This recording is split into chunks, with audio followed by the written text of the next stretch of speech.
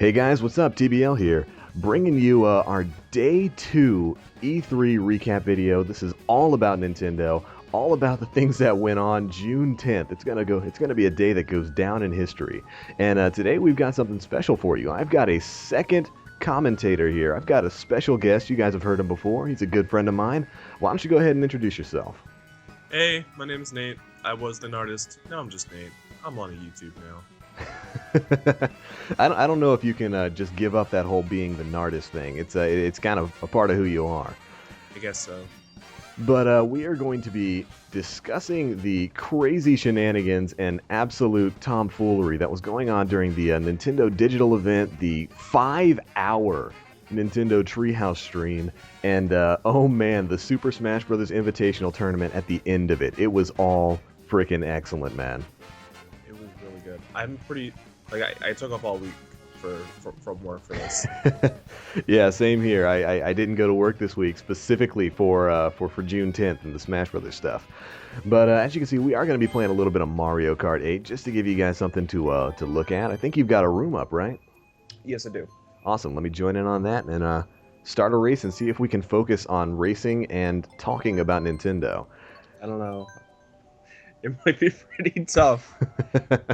This year's E3 was pretty spectacular. Nintendo once again didn't do a standard E3 press conference, but rather opted for the digital event. Yep. So good.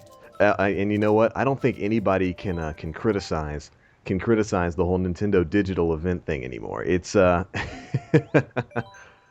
It seems to be working pretty well for them. They don't have to worry about, live screen mishaps. Everything's pre-recorded, so it's all play tested and everything works fine. Plus, they can get professional production studios like the guys at Robot Chicken to do little shows for them.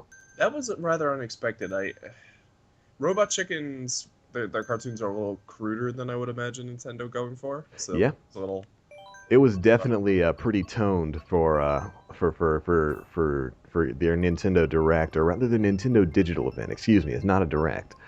But yeah, they definitely toned down the raunchiness, but I think they nailed the spirit of Nintendo pretty well there with Reggie coming up front and somebody immediately asking him about Mother 3, and then he just kind of blasts them with the whole Reggie feeds a mech eye thing. And tuning into the game here, we are at Mario Kart Stadium. Hopefully, I can keep coherent thought while I'm raging out at items and non-items.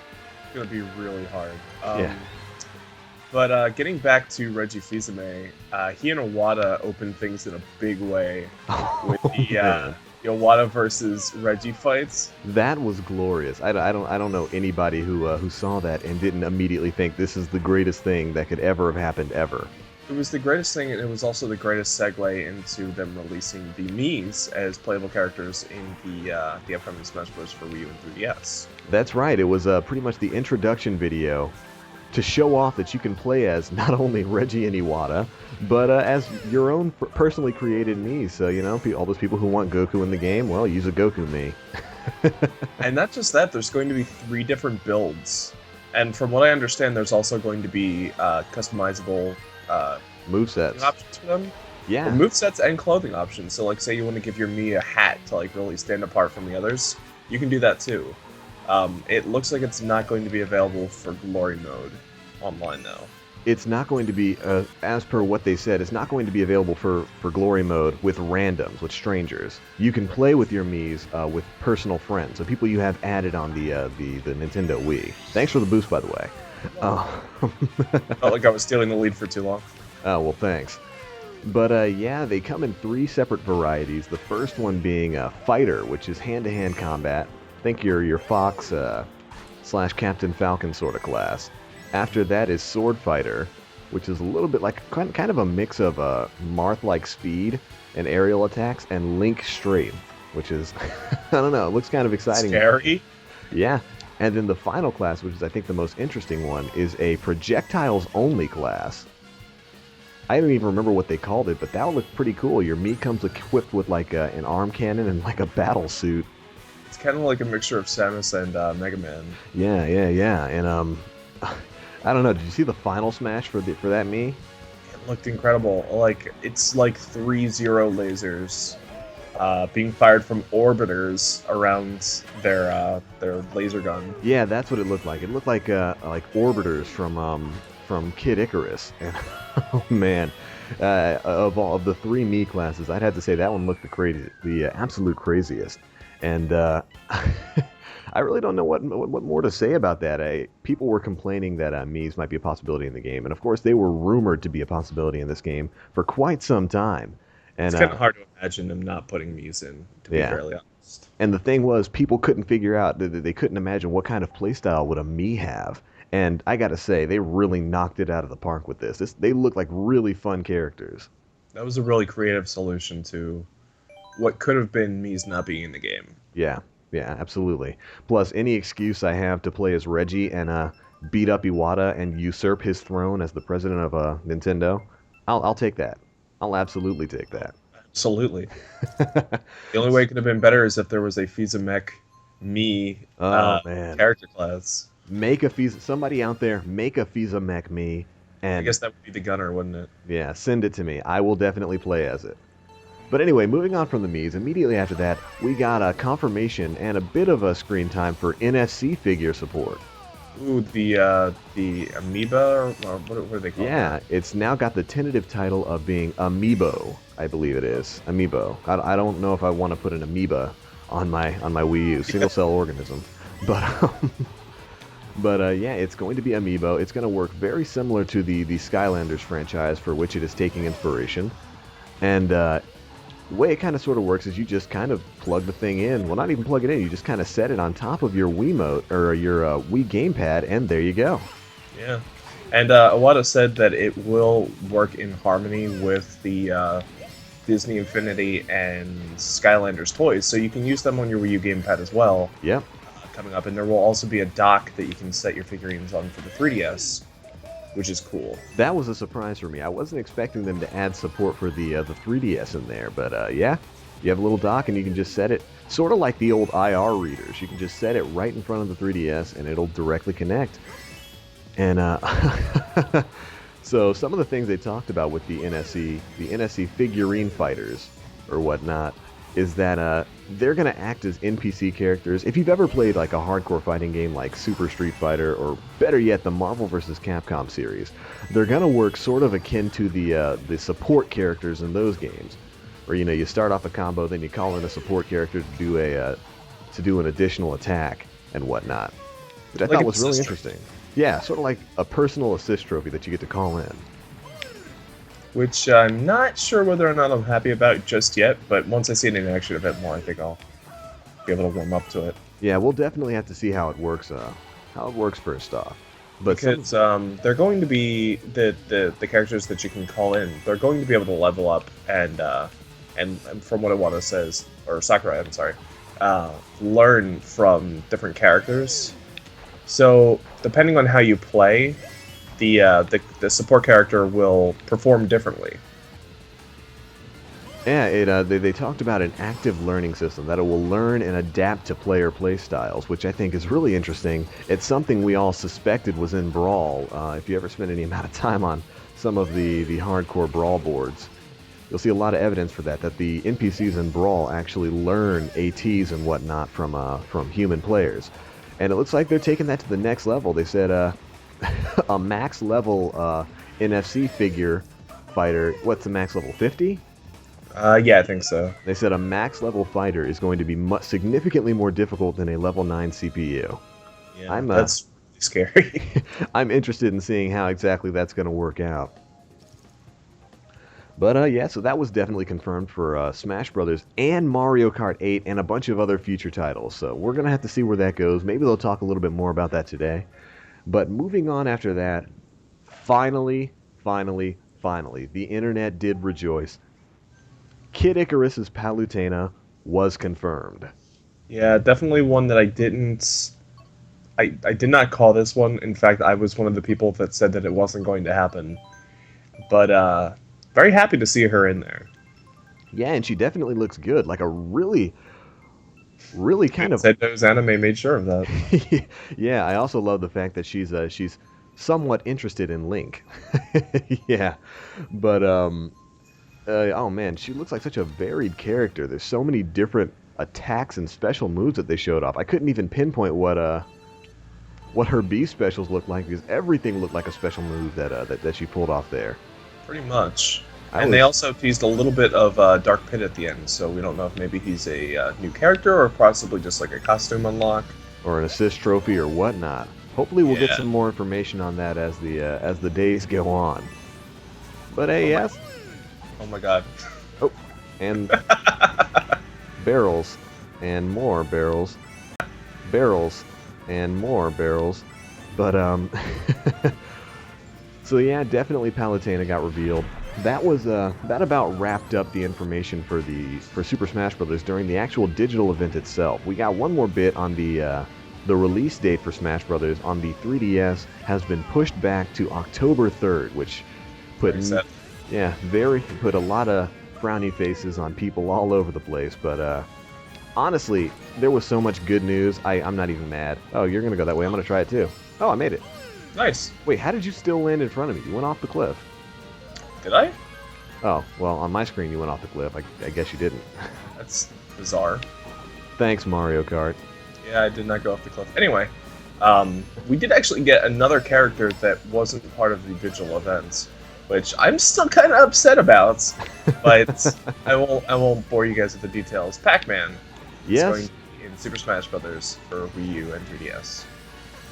At the end of the day, after the tournament and everything else transpired, we had the developer roundtable, which was about 30 minutes of Sakurai showing off some limited game footage and doing a Q&A session. And at the very beginning of that session, Pac-Man, the Namco original, was confirmed for Smash Bros. We later on got a full trailer for him and a good look at him, and I'd have to say, he looks pretty good. Now, in that reveal, they showed off a little bit of Mr. Game & Watch. There's a bit of a mixed reaction as to whether or not he's going to be in the game, or if this was just a gag for the sake of the video. What do you think? Yeah. Okay, well, to explain a little bit more in detail for those who haven't seen it yet, and if you haven't seen it, there will definitely be links in the description to the Treehouse events and all the stuff that went on yesterday. But basically, at the end of the trailer, Mr. Game & Watch sort of walks up to Pac-Man, and they show kind of a timeline thing, that Mr. Game & Watch and Pac-Man actually debuted in the same year, 1980, a year before Mario and Donkey Kong debuted, which was, of course, 1981. And people are taking this as sort of a hint that, whoa, almost got blasted by lightning, but sort of a hint that Mr. Game & Watch will indeed return, which personally, I do believe Mr. Game & Watch will return. Oh, yeah. It seems thus far, I mean, he's a significant part of Nintendo history, and it seems thus far that, oh, and off the cliff. Yeah, the crowd has reacted to him pretty well, I think. Yeah. And most characters who have been in two consecutive Smash Brothers games seem to be returning for this one, and I would not be surprised at all if Mr. Game & Watch is definitely going to be unveiled before the end of the week, even. Yeah, unless you're nested in Captain Falcon. It's going to happen. I'm not worried. Those are OGs. They're going to come back. That's a real thing. Kind of weird how both our mains are yet to be announced. This world needs justice. Anyway, moving on, we're going to try to spitfire through some of the rest of these. I don't want this video to be too long. I don't want to bore you guys. But, oh man, Yoshi's Woolly World. We finally got some information back on that Yarn Yoshi game. What'd you think of it, man? So good! It is. I am the biggest fan of Yoshi, or Kirby's Epic Yarn. Like, I unironically love that game. Yeah. And, I was so happy to see that this is not a 3DS game. It's a full-fledged Wii U game. It looks gorgeous. Oh, I'm just so excited for it, and it keeps all the staples that Kirby's Epic Yarn put in place, but gave the character a little bit more of a 3D feel by making it a crocheted Yoshi rather than just an outline. Which, oh my god, like. We're going to have to move on because I'm just going to sit and swoon over this game. As well you should. It looks freaking amazing. But the one thing I'm interested in most about that game, actually, is the co-op aspect. Because they teased a little bit of it, that it's definitely going to have some co-op play. Is that going to be online co-op, or is Nintendo going to follow suit with Kirby's Epic Yarn and make it offline co-op only? Please don't do that. Yeah, I would not get my hopes up. But I suppose we'll see. Moving on after that, we got ourselves a nice little trailer for Captain Toad Treasure Tracker. Yeah! If some of you guys remember from my old Super Mario 3D World Let's Play, the first thing I said after completing the first Captain Toad stage was that I want a full-fledged Captain Toad game. I would play the crap out of that. Well, I can hold my head up in victory now and say, yeah, son. What you got now? What did you think of the Captain Toad stages in Super Mario 3D World? It's definitely going to fill that that puzzle solving niche that Nintendo kind of has, like with their Legend of Zelda series. Yeah. Because a lot of their games now are more action oriented, and like even Mario Kart right now, it's pretty action packed. So getting a cool Nintendo game that's really all about the puzzles is going to be really awesome. Yeah, I would definitely have to agree with that, and we're still not sure if this is going to be like DLC for Super Mario 3D or 3D World, or if it's going to be like a small standalone game. But all I know is I'm super hyped for it, and I can't wait to bring you guys some Captain Toad adventures. All right, so this next thing, the next thing that happened in the Nintendo Direct is probably going to be the most talked about event for the next year or so, and I think that gives you all the hints you need, Nate. And you had a very special reaction to this, so I'm going to let you talk about it. Do you, are you focusing on the race? I'm focusing a little bit on the race. I'm really far behind. What event are we talking about here? We are talking about the open world. Oh my god. Yeah, the build-up. Oh my god. The new Legend of Zelda, for those of you who've seen the trailer, is jaw-droppingly gorgeous. Like, I long suspected that Nintendo was going to pull a more open world style Zelda. They've obviously shown an interest in making Zelda a little bit more like Elder Scrolls. more traditional. Yeah, Elder Scrolls and adventure games of the like. So I kind of imagined that was going to happen, and also because of the structure of A Link Between Worlds and how critically, I didn't even come close to finishing you. How well it was received.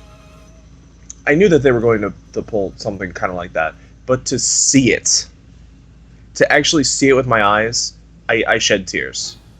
It was seriously a beautiful thing. Iwata said that Zelda will have a vast, wide world, similar to the original on NES, but in 3D. And we all know that beforehand, in previous interviews, Eiji Aonuma has gone on record as saying that he wants this Zelda to feel somewhat similar to Skyrim in its open world narrative, where you can just... You see a mountain off in the distance, go right ahead and travel there. You see a village off in a valley miles and miles away, go ahead and travel there. And I cannot wait for I cannot wait to see more of that. As my little me there says, I'm definitely excited for the new Zelda game. They Aonuma also made sure to put an emphasis on tackling problems from different angles. Yeah. If you see something like a guarded castle off in the distance, you can approach it from anywhere. It's not like your traditional Zeldas where it's like, enter the dungeon, now you're in a dungeon. There's a clear-cut physical opening, and now you're transported to this other place. Yeah. These are all going to be...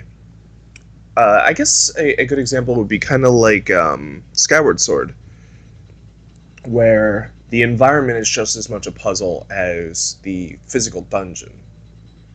And that was one of the things I always really liked about Skyward Sword. Yeah.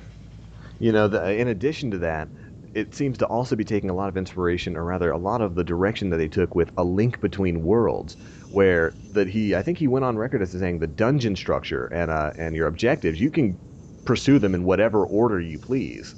Which I love that in A Link Between Worlds. Me too. And I am super hyped and ready for that. Oh my goodness, if you guys haven't seen the Zelda trailer, you need to go and watch it now. It's pretty short, but everything shown in it is in-game footage. It's running on the game engine, and it looks amazing. There we go. Sorry about that. We can't just sit and talk about Zelda, unfortunately, because I'm just going to sit here. Like, there's so many things to question about that. Like the cool pea hat that showed up out of nowhere and just started blasting things with lasers, and the new Link who wasn't wearing a green tunic and has more of a feminine look about him. And if it's even Zelda, or I mean, if it's even Link, yeah. it might be Zelda. And who might not even be Link. Anuma, I think he tweeted afterwards that nobody said that the character you saw in the trailer is Link, which, what does that even mean? I'm so sorry, by the way. Oh, what, battle mode? No, we'll talk about it later. Oh, yeah, this is my first time playing battle mode, so I hope you all go easy on me. Same here. I have no idea what's going on. I've never even been to one of the battle mode stages, so... Oh, you jerk! I only had all 3 shots. I only had the 1 green shell, and you come at me with 3. But yeah, Zelda looks freaking incredible. It definitely looks like it's going to be taking place in a more modern Hyrule. That was a trigger bow he was firing, man. Yeah, that's crazy. Pretty freaking cool looking. Where do you think you're going? I think I'm going away from you, I'd assume. I'm not looking down at the gamepad to see the map, so... But moving on from that, the next thing they showed, I believe, was Pokemon Omega Ruby and Alpha Sapphire. Definitely cool. Definitely cool. Not too much to say about that. They didn't show off too much, except for some of the stuff that we had already seen on Cerebi. Where are you? I'm following you. Oh. Hang on, I'm just gonna stand still and wait. Well, I just turned around, so I'm heading back towards you, I believe. Oh. Omega Ruby and Alpha Sapphire. It's kind of hard to say too much about that game because we don't know any of the details just yet. But just from like information that we were able to glean from like reports and such, it looks like it kind of looks like it's going to be a sequel, if not like an alternate take on the story. It's going to feature devolutions, so you can. This is really awkward. Don't run. Kyogre and Groudon will be able to, de-evolve into like prehistoric states. So that's really cool. And we did get a couple more Mega Evolutions. Pretty much the rest of the starters from the Hoenn region. Which Mega Sceptile. Oh, yeah, there we go. Mega Sceptile and Mega Marshtomp. Wait, what? You got your balloon back.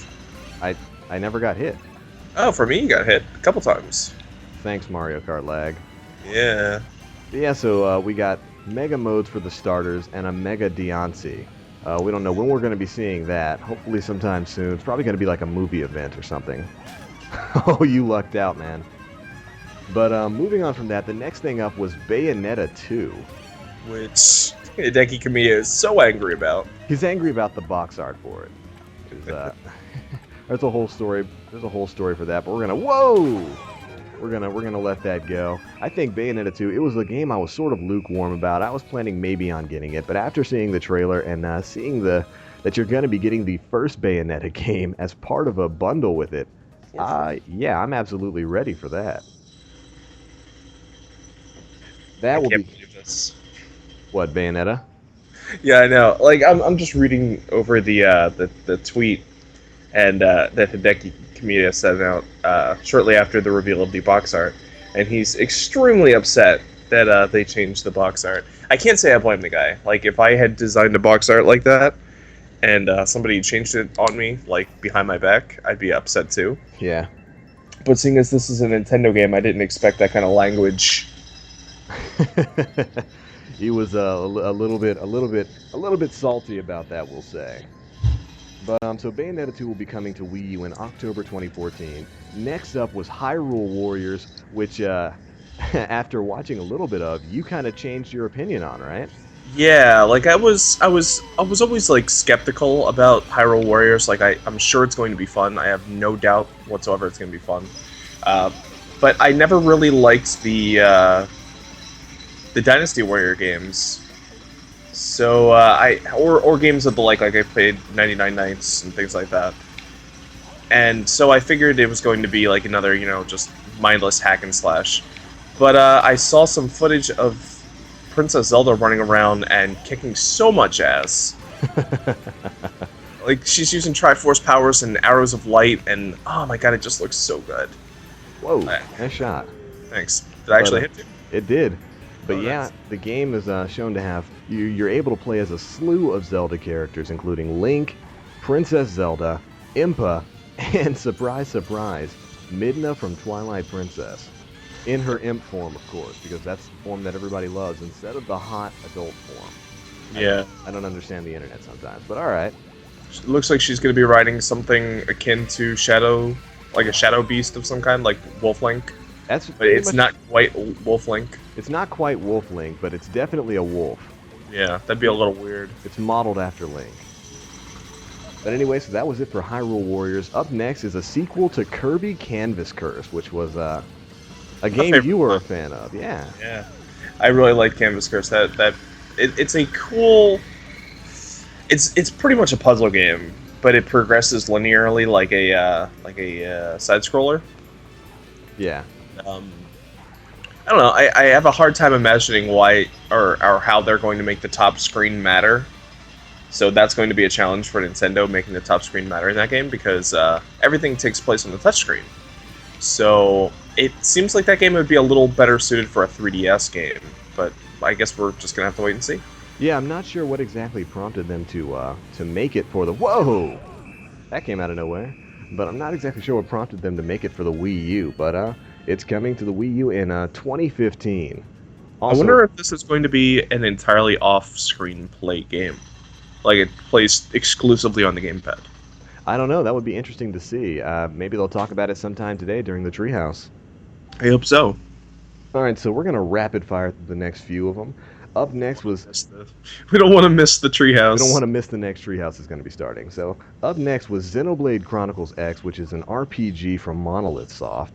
It's basically the unveiling of their X franchise, and it looks pretty good. I know it's not your cup of tea, Nate, but I know a lot of people who were pretty interested in it. Someone in particular, is very excited for it. Yeah. It looks really good. Like, I can't say that it's a bad looking game. I'm gonna have to play it before I can decide. Yeah, that will be coming in 2015. And then up next, a game that was somewhat leaked before E3 and has turned out to be true, Mario Maker. Mario Maker. Oh my goodness. And it's not just the crappily thrown together, like, oh, you play as classic Mario in, the original Mario, and you do crappy sprites or whatever. You can do that, but you can also instantly turn it into New Super Mario Brothers. Yeah, you can switch between Mario 1 and New Super Mario Bros. Mode to test out the stages that you have created. Ah! I thought that looked pretty fun, man. And some of the test stages that they were making were absolutely devious. I cannot wait. And it kind of makes me wonder if they're ever going to be able to sell another New Super Mario Brothers game, because people are just going to want to play this. Yeah. And the fact that you can make them and share them with friends online is just going to be...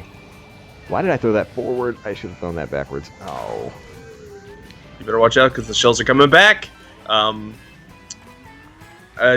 Mario Maker, it looks like you're going to be able to choose from a couple of different stage layouts. Like, you can choose from your typical World 1-1. Yeah. Or, like, I think there was, like, a cave. I wouldn't be surprised at all if Nintendo offered more stage types via DLC. That's exactly what I think is going to happen, actually.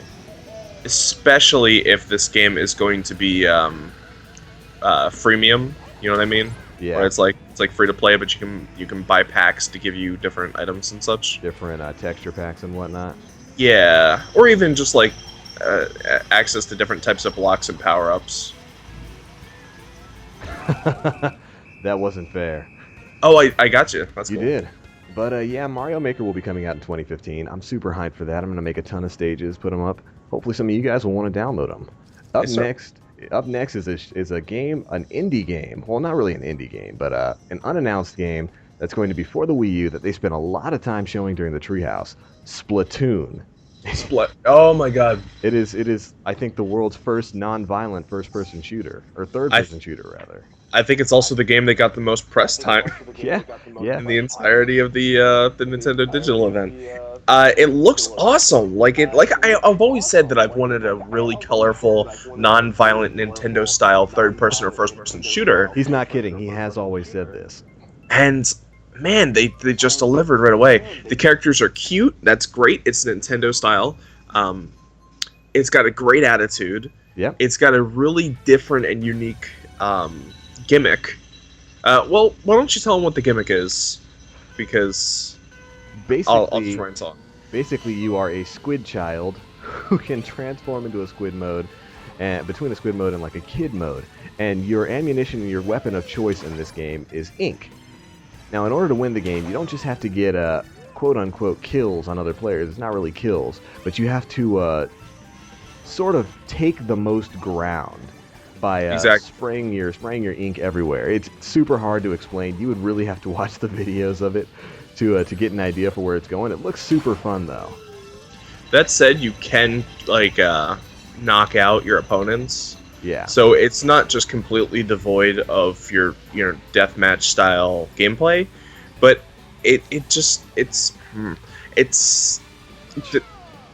yeah, that's the problem with this game. Is you go to explain it and it's like it's providing. See, I love this game, and this is exactly why. It's got so many different things. Like, I want to say, like, oh, it's your classic third-person shooter. Spraying ink on the ground gives you a better chance of attacking your opponent. So the more ground you cover, the better your chances are for spreading more ink. So there's a huge incentive to actually get out there and just spray ink everywhere. Which you can't always say for a third-person shooter. Like, there's not, in all the third-person shooters that I've played, there's not always a huge incentive to go around and risk your neck to go kill people. Like, sometimes you want to just camp out somewhere or whatever. Yeah. You've got to be active in this game, and that's the most exciting part. You have to pretty much, and like I said, it sounds ridiculous, but you have to spray your ink and cover more ground with your team's color of ink than to win the game. Really, you need to go see it. It looks super inventive, and it looks super fun. Mm-hmm. But moving on beyond that, finally, the final couple of things that were talked about, rather the final big reveal, is that we have a Star Fox game for Wii U coming soon. Do we? Because Nintendo shouldn't make that very obvious. It wasn't really... They didn't really show any footage for it or anything. Well, I mean, Miyamoto showed a little bit of footage for it. It was on a blurred out screen that he was playing. But it was officially announced, we're getting a Star Fox for Wii U. It doesn't really have a title yet, but they are working on it actively, and that's personally good enough for me. To say that they were teasing us with this game would be very generous to Nintendo. It was more like dangling it and then immediately pulling it away. But showing us the silhouette behind a veil. Yeah, real Wizard of Oz stuff going on here. But we've got a Star Fox for Wii U coming, and that's good enough for me right now. All right, so that pretty much covers all the big things from the Nintendo Digital event. After that was 5 full hours of Treehouse streaming. I'm not even going to try to cover what happened in that because it was like more like 2.5 hours of Splatoon, and then like another 2.5 hours of smaller games. And the word Star Fox was said. That's about the Nintendo Treehouse. I'm pretty sure that the only mentioning of it was an announcer in the background going, "Hey, Fox." Yeah, that was it. That was about what we got, but we got Star Fox. Now, the last thing I wanted to discuss, and we're only going to be discussing this really quickly, so we're going to have to try to compress it, but we'll be discussing it in greater length at a full E3 recap video that Nate and I are actually going to be doing later, but the Super Smash Bros. Invitational Tournament. Get hype. If you were to describe it in 2 words, get hype. That was all the right people just to do that. I mean, that was a nearly flawlessly done tournament. Like the amount of hype in the building was just really palpable, and this was on. Yeah, and it really said something to me in that, if I can speak existentially for a moment about a video gaming company, it really showed me that Nintendo is a gaming company that cares about the fans. Like this whole 100%. This whole tournament was a love letter to the gaming community, and you don't see that from Microsoft, you don't see that from Sony, you don't see that from EA, you certainly don't see it from EA, you don't see it from even Ubisoft, which I consider a fantastic gaming company. But this was all about the players, all about the games, and it was almost like a huge thank you to the fan base, not only for Smash Brothers, for Nintendo as a whole. And oh man, I just cannot find enough good things to say about that tournament. How about you, man? It's probably one of my first big Smash tourneys that I've ever watched. Like, I've been a big fan of the Smash scene. As people who followed me in the past know, I'm friends with Yoko for Show Me Your News. Show me your news. This guy has actually been on Show Me Your News several times, as well as their award shows. Yeah, they are a huge inspiration to me. I love Show Me Your News and Yoko, and that's what got me into Smash, like really into Smash in the first place. So it's really cool for me to be able to see this kind of competitive environment, and I had a ton of fun. They said right off of the bats, like, they put a huge emphasis on, please remember this is a game still being created. Please understand. Please understand. This is basically an alpha build. Don't let anything that happens here dampen your experience for Smash Brothers in the future. Let's just let what happens happen. It's, I think, how he phrased it. Yeah, that's pretty much what he said. Yeah, and were it just for the performance of the game, I would have forgotten about that all the way. Yeah. Like, I don't think we saw a single bug or hiccup.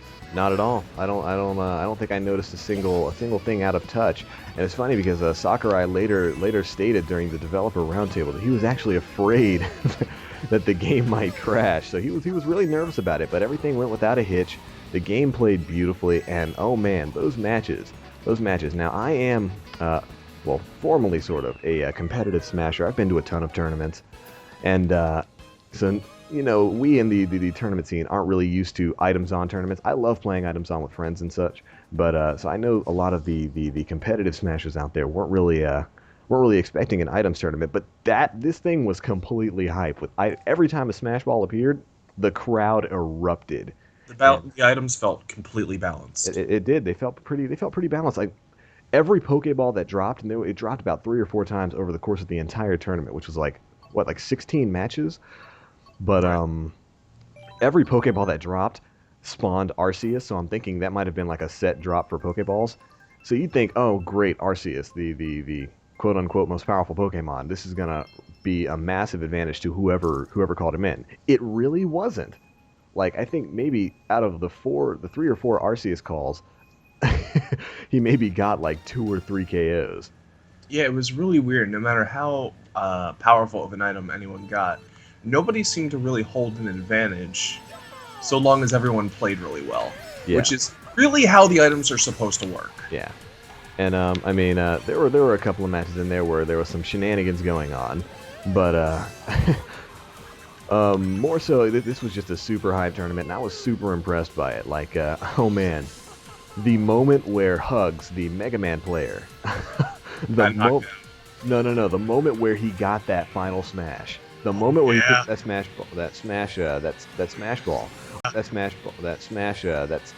ball will live on in infamy. Not even infamy, but will live on in fame as probably one of the hypest moments in Smash history. The moment he got that smash ball, fired it off. Oh man, that was a moment to remember. And then nailed it. Oh geez, we were all worried because he fired the final smash, and everybody was expecting the cutscene with all the different Mega Men to immediately start. And and he fired out like this kind of black void thing, so the crowd grew quiet. Why did I use that? I just used the super horn for no reason. But fired out the gravitational bomb from Mega Man 9. Yeah, and the crowd got quiet for a second because they were like, "Oh, I thought the Mega Man Legends or whatever that move is actually called." Was going to happen. And then the gravity bomb moved forward, exploded, drew in the Rosalina player, and then the cutscene happened. It was awesome. The crowd, Twitch chat, YouTube chat, everyone lost their minds. Even the Pikachu girl. That was kept trolling Jeff Keighley with the Pikachu. That was an awesome moment. And overall that was an awesome tournament. The final matches. The final match was between a Florida player, actually, Hungrybox, and a Chilean player, Zero. And Zero wound up taking it in sudden death. Those of us in the competitive Smash scene know that the match probably should have went to Hungrybox if we were using official tournament rules there at the Invitational tournament. Hungrybox definitely would have won. But congratulations to Zero either way. It was a super exciting tournament, and I am all the more excited for Smash Bros. Wii U to come out.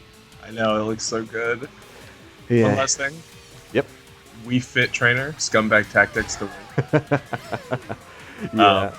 That's a shame because she really did just camp in the corner, and whenever a cool item showed up, she would real quick run in and steal it. And while there was really nothing wrong with that, it was really disappointing in such a friendly, like get-together. This felt like a family get-together on stage, and she kind of ruined the competitive spirit of that by just camping in a corner. If anything, I'd say I wanted to see more of Wii Fit Trainer's actual moves. And I think the only move we actually saw was the volleyball. Volleyball and deep breathe. Well, volleyball, deep breathing, and sun salutation is the gist of what she used. But overall, still a super hype tournament, and I cannot wait for more Smash footage to come out. The Best Buy gameplay thing is actually coming out. It's actually going on today, but the only Best Buy in my area is like, oh man, 3 hours.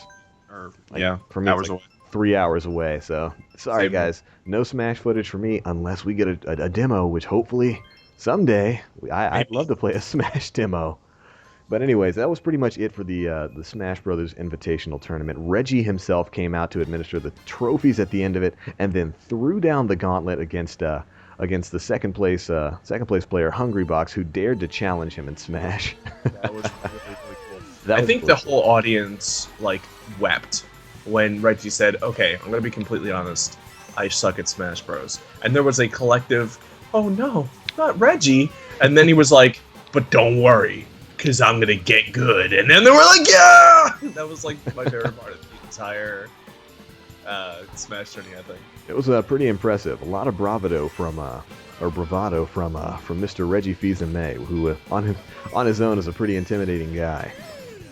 But that was pretty much it for the Smash Brothers Invitational Tournament. We will be talking about that later on, doing a full recap of E3 that's going to be coming out maybe later today, maybe tomorrow. We'll see with what news and stuff we have going on today. Whoa, Red Shell, no thanks, buddy. But after that was the Smash Brothers Dev Roundtable, which we already kind of talked about. The biggest thing to come out of that was the Pac-Man reveal, which Pac-Man's video and his full character page is now up on the Smash Brothers homepage, along with the Mii Fighters and Palutena. So, sure. Let me. Whoa, wait a second. I didn't know. Okay, see, I was being nice and slowing down for you, and you've got a freaking piranha plant trying to eat me. I see how it is. All right. No, you keep racing. I got something for you. But anyways, that's pretty much gonna wrap up what this video was about. As soon as I beat this guy into oblivion. Oh, I forgot to take out the shell. I was trying to have you run into the shell that I was holding behind me, but I wasn't holding it behind me. But that's pretty much going to wrap up our not-so-quick recap. I think this is going to go on for a little bit over 20 minutes, maybe 30 minutes, who knows. But you know what? It's totally worth it. I enjoyed every last ounce of the Nintendo E3 presence yesterday, and I am looking forward to seeing what they've got going on today. Today's Treehouse is going to go on for a couple of hours, and they're going to be showing off 5 unannounced games. Now, I don't know if those are all 3DS games or if some of those are going to be Wii U games. Hopefully, it'll be a good mix of both, but I cannot wait. Anything in particular you're looking forward to? Not Majora's Mask. I've stated before that I'm ready to wait for Majora's Mask to come out on Wii U. I have a very set expectation for Majora's Mask. If it comes out on 3DS, I'm going to be a little disappointed. Yeah. Unless it looks amazing, in which case I'll forget all about that. Yeah, which I'm not too worried about. Majora's Mask will pretty much be amazing regardless of of what happens. So. But what do you think? Let us know in the comments section below. No, I'm just kidding. Actually, he's exactly right. I'm looking forward. I'm hoping that the one of the unannounced 3DS games today is Majora's Mask. They've hinted at it enough times. Zelda Williams during the Smash Brothers tournament. actually came out to the stage with Majora's Mask in her hands. So I think that was enough of a shout out for those things. But hold on, I'm gonna rejoin your room so that when we sign off, we're all standing on the globe. But because I don't know. I think that Zelda Williams holding the Majora's Mask plushie might just have been her favorite or her favorite Zelda. Yeah, might have been, but hopefully we'll be able to see some good stuff today. And beyond that, that's pretty much going to be it for this one, guys. Let us know how you feel about Nintendo's E3 presence and what games you're looking forward to or you want them to announce during today's Treehouse live stream sort of thing. Right down there in the comment section below. Anything else you'd like to say, Nate? Just really glad to be a Nintendo fan this time of year. It is a very good time to be a Nintendo fan. I can foresee Wii U selling out all over the place after yesterday's absolutely massive performance. Wii U stocks have gone up by like what 600% or something. Yeah, it prints money once again. Anyways, now's a good enough time to get onto the Nintendo hype train, people, and I hope you guys enjoyed this video, and I hope even more so that you're enjoying the Nintendo's presence at E3. The Nintendo, like the Shinra. But the Nintendo Zaibatsu. The Nintendo, yeah, whatever he just said. Anyways, thanks Nate for joining me in on this not so short commentary. And, my pleasure. Looking forward to having you back for some future stuff, including live streams. I'm going to get you in on some of these live streams that we've got going on. Yeah. But anyways, that's pretty much going to be it for this one, guys. Hopefully you like this video, and feel free to check out my channel where you can find a ton more like it. Anyways, we're signing out for now. As always, I am the Black Link. And I'm the Nartist. You guys stay frosty.